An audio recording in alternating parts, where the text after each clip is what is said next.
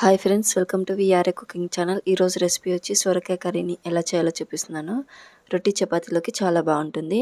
బాండి పెట్టుకొని 4 table spoon oil వేసుకోవాలి. ఆయిల్ బాగా హీట్ అయిన తర్వాత 1 టేబుల్ స్పూన్ జీలకర్ర, 1 టేబుల్ స్పూన్ ఆవాలు వేసుకోవాలి. అలాగే ఒక 2 ఎండుమిర్చి, కొంచెం కరివేపాకు వేసుకోవాలి.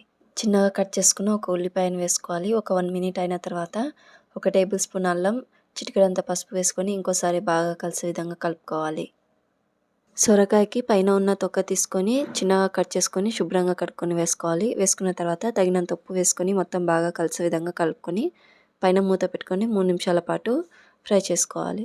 3 మినిట్స్ అయిన తర్వాత మూత తీసుకొని మొత్తం ఒకసారి బాగా కలుపుకొని 2 టేబుల్ స్పూన్ దాకా కారం వేసుకోవాలి. 1 టేబుల్ స్పూన్ గరం మసాలా వేసుకొని ఇంకోసారి బాగా కలుపుకొని ఇంకొక 1 మినిట్ ఫ్రై చేసుకుంటే ఎంతో టేస్టీ అయిన సొరకాయ కర్రీ రెడీ అయిపోయినట్టే. మీరు కూడా ఒకసారి ఈ రెసిపీని ట్రై చేసి చూడండి.